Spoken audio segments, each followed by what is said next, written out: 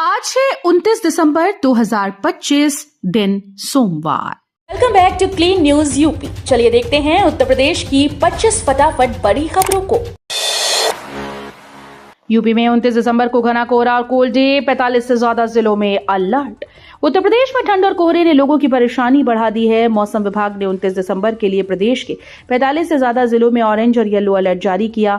पछुआ और बर्फीली हवाओं के कारण कोल्ड डे जैसे हालात बने रहेंगे। कई जिलों में घना और बेहद घना कोहरा छाने की चेतावनी है, जिससे दृश्यता शून्य के करीब पहुंच सकती है। इसका असर सड़क और रेल यातायात पर पड़ेगा। प्रशासन ने लोगों को सतर्क रहने और अनावश्यक यात्रा से बचने की सलाह दी है। योगी सरकार का बड़ा फैसला। उत्तर प्रदेश सरकार ने विवाहित महिलाओं को बड़ी राहत देने वाला फैसला लिया। अब राशन कार्ड में यूनिट ट्रांसफर की प्रक्रिया आसान होगी। नई गाइडलाइन के तहत विवाहित महिला का नाम मायके के राशन कार्ड से तब तक नहीं हटेगा जब तक ससुराल के राशन कार्ड में उसकी यूनिट नहीं जुड़ जाती। इससे महिलाओं को राशन से वंचित नहीं होना होगा और दफ्तरों के चक्कर भी कम होंगे। योगी सरकार ने खाद्य और रसद विभाग को स्पष्ट निर्देश जारी कर दिए हैं, जिससे पारदर्शी और सरल व्यवस्था लागू हो। महर्षि योगी महेश विश्वविद्यालय में सुरक्षाकर्मी की गोली मारकर हत्या, परिजनों का प्रदर्शन। महर्षि महेश योगी विश्वविद्यालय में तैनात सुरक्षाकर्मी नीरज सिंह सेंगर की गोली मारकर हत्या से इलाके में सनसनी फैल गई। पोस्टमार्टम के बाद परिजनों ने न्याय और मुआवजे की मांग को लेकर संस्थान के सामने सड़क जाम कर प्रदर्शन किया। सूचना पर विधायक राहुल बच्चा सोनकर, उप जिलाधिकारी, एसीपी और थाना प्रभारी मौके पर पहुंचे। अधिकारियों ने पीड़ित परिवार को कुल 15 लाख रुपए की आर्थिक सहायता देने की घोषणा की। सीएम योगी का संदेश। मुख्यमंत्री योगी आदित्यनाथ ने पुलिस मंथन वरिष्ठ पुलिस अधिकारी सम्मेलन 2025 में कहा कि कानून का राज उत्तर प्रदेश की सबसे बड़ी ताकत है, जिसने प्रदेश में सुरक्षा और विश्वास का माहौल बनाया। उन्होंने अफसरों से कहा कि सिपाही से लेकर जोन स्तर तक जनता और जनप्रतिनिधियों से संवाद करें और उनकी कॉल रिसीव करें। साथ ही साइबर अपराध और सोशल मीडिया के दुरुपयोग पर जीरो टॉलरेंस अपनाने के निर्देश दिए। सीएम ने जोर दिया कि मजबूत कानून व्यवस्था ने यूपी को निवेश और विकास का ड्रीम डेस्टिनेशन बना दिया है। मांगों की अनदेखी पर राज्य कर्मचारियों का ऐलान, 20 जनवरी को विधानसभा घेराव। राज्य कर्मचारी संयुक्त परिषद ने सरकार के खिलाफ आंदोलन तेज करने का फैसला लिया। मंडल स्तरीय सम्मेलन में परिषद अध्यक्ष जयंत तिवारी ने कहा कि कर्मचारियों की समस्याओं को लेकर लगातार नजरअंदाज किया जा रहा है। आंदोलन का तीसरा चरण पूरा हो चुका है, लेकिन अब तक अफसरों ने वार्ता करना भी जरूरी नहीं समझा।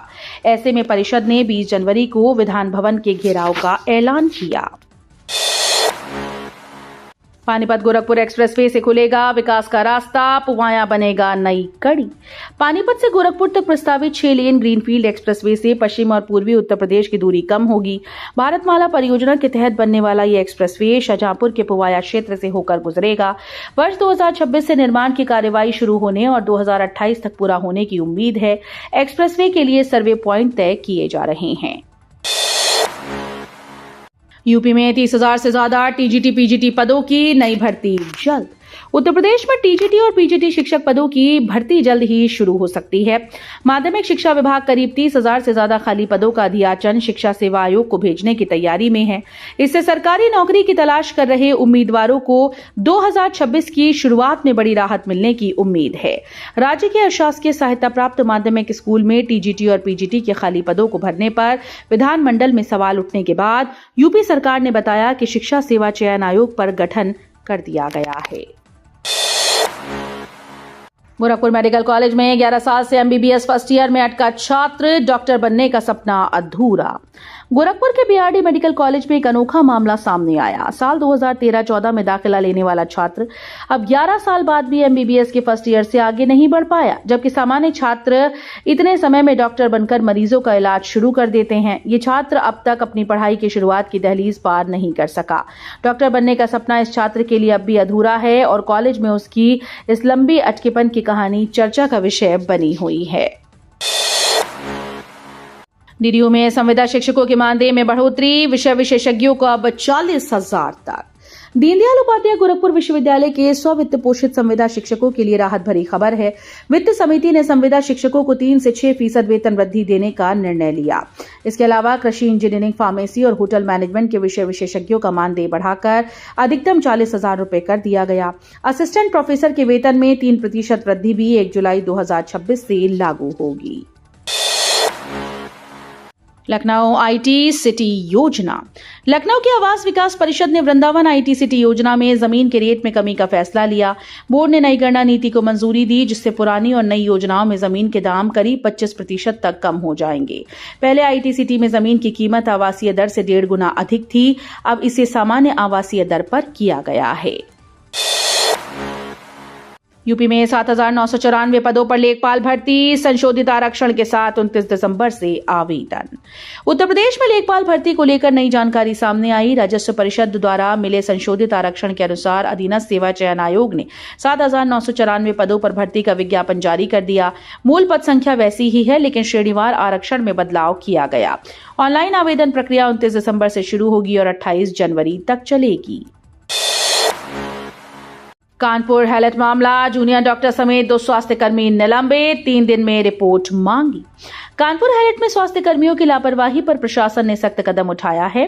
जूनियर डॉक्टर और एक अन्य स्वास्थ्यकर्मी को निलंबित कर दिया गया। मामले की जांच के लिए 3 सदस्यीय कमेटी का गठन किया गया और 3 दिन में विस्तृत रिपोर्ट सौंपने का निर्देश दिया गया। प्रदेश के डिप्टी सीएम और स्वास्थ्य मंत्री ब्रजेश पाठक ने कहा कि स्वास्थ्य सेवाओं में लापरवाही बर्दाश्त नहीं की जाएगी। लखनऊ पुलिस ने लॉन्च किया एआई ऐप, एक क्लिक में मिलेगा अपराधियों का पूरा डेटा। लखनऊ पुलिस मुख्यालय में पुलिस मंथन कार्यक्रम के दौरान एआई आधारित यक्ष ऐप लॉन्च किया गया। इस ऐप के जरिए अपराधियों का पूरा डेटा एक जगह उपलब्ध होगा, जिसमें नाम, पता, फोटो, वीडियो और वॉइस सैंपल शामिल हैं। पहली बार अपराधियों की पहचान उनके वॉइस सैंपल से की जा सकेगी। एडीजी अपराध एसके भगत के अनुसार यक्ष ऐप बीट पुलिसिंग को और मजबूत करेगा और अपराधियों पर शिकंजा कसने में अहम भूमिका निभाएगा। रेल नेटवर्क में बड़ा अपग्रेड, ट्रेन की संख्या दुगनी और नई सुविधाओं के साथ स्टेशन होंगे तैयार। पूर्वोत्तर रेलवे की लखनऊ, इज्जतनगर, वाराणसी और गोरखपुर से चलने वाली ट्रेन की संख्या अगले 5 वर्षों में दुगनी की जाएगी। रेलवे बोर्ड ने उत्तर व पूर्वोत्तर रेलवे को स्टेशन अपग्रेड और यात्री सुविधाओं के विस्तार के निर्देश दिए।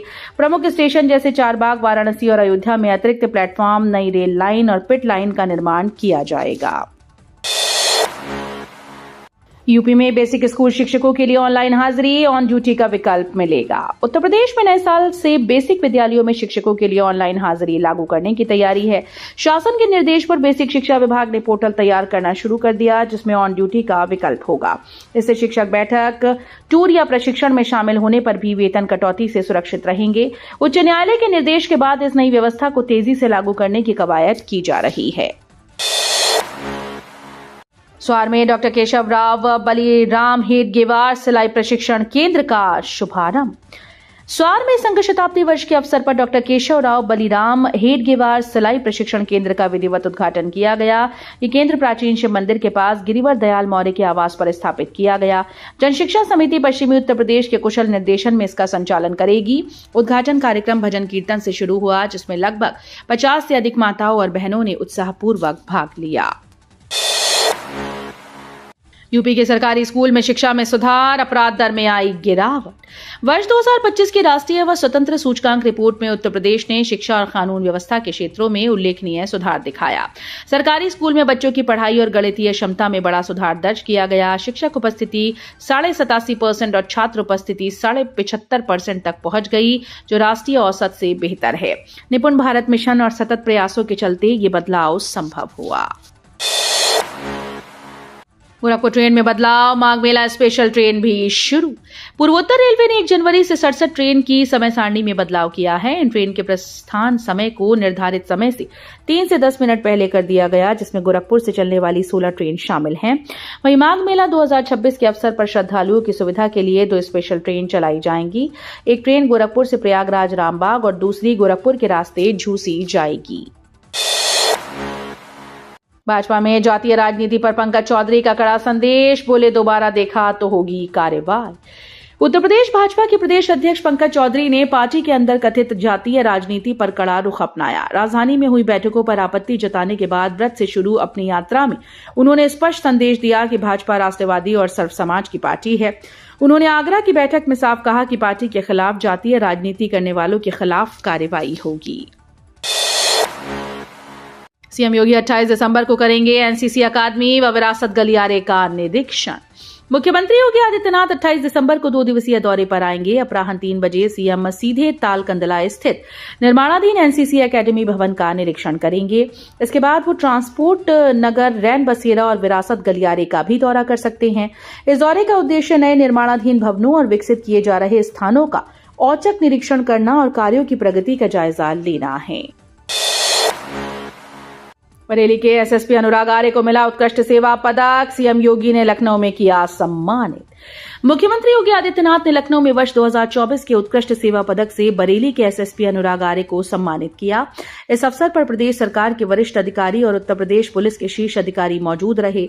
एसएसपी अनुराग आर्य को यह पुरस्कार जनपद बरेली में अपराध नियंत्रण, शांति बनाए रखने और कानून व्यवस्था सुदृढ़ करने में उनके योगदान के लिए प्रदान किया गया। बांग्लादेश में अल्पसंख्यक हिंदुओं के प्रति हिंसा पर मौलाना रजवी ने मुसलमानों से किया समर्थन का आह्वान। ऑल इंडिया मुस्लिम जमात के राष्ट्रीय अध्यक्ष मौलाना शहाबुद्दीन रजवी बरेलवी ने बांग्लादेश में अल्पसंख्यक हिंदुओं पर हो रही हिंसा और अत्याचार की निंदा की। उन्होंने कहा कि मॉब लिंचिंग, मारपीट और संपत्ति तोड़फोड़ जैसी घटनाएं गंभीर और चिंताजनक हैं। मौलाना ने भारत के मुसलमानों से अपील की है कि यदि हिंदू समुदाय विरोध प्रदर्शन करता है तो वे भी उनका साथ दें। उनका संदेश सामाजिक एकता और अल्पसंख्यकों की सुरक्षा में हर समुदाय की जिम्मेदारी पर जोर देता है।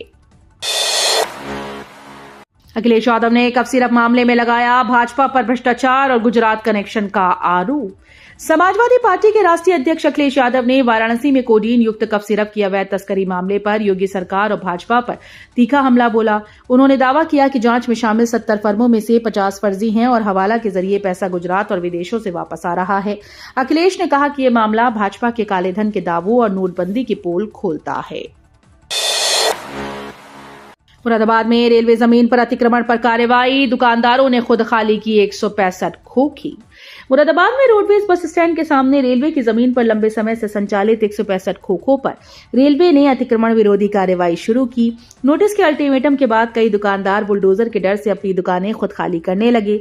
रेलवे ने यह साफ किया कि तय तिथि के बाद बलपूर्वक कार्रवाई की जिम्मेदारी उनकी नहीं होगी। इस फैसले से लगभग 25 से 30 हजार लोगों की रोजी रोटी प्रभावित होने का खतरा है। साल के आखिरी सोमवार को भी खुला रहेगा लखनऊ चिड़ियाघर। पर्यटकों को मिलेगी सामान्य सुविधा। लखनऊ चिड़ियाघर प्रशासन ने साल 2025 के अंत और नववर्ष की तैयारी के मद्देनजर बड़ा निर्णय लिया।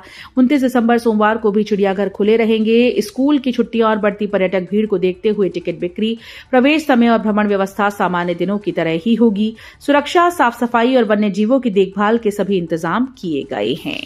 तो ये थी आज की 25 फटाफट बड़ी खबरें। अगर आपको न्यूज पसंद आई हो तो वीडियो को लाइक और शेयर जरूर करें। धन्यवाद।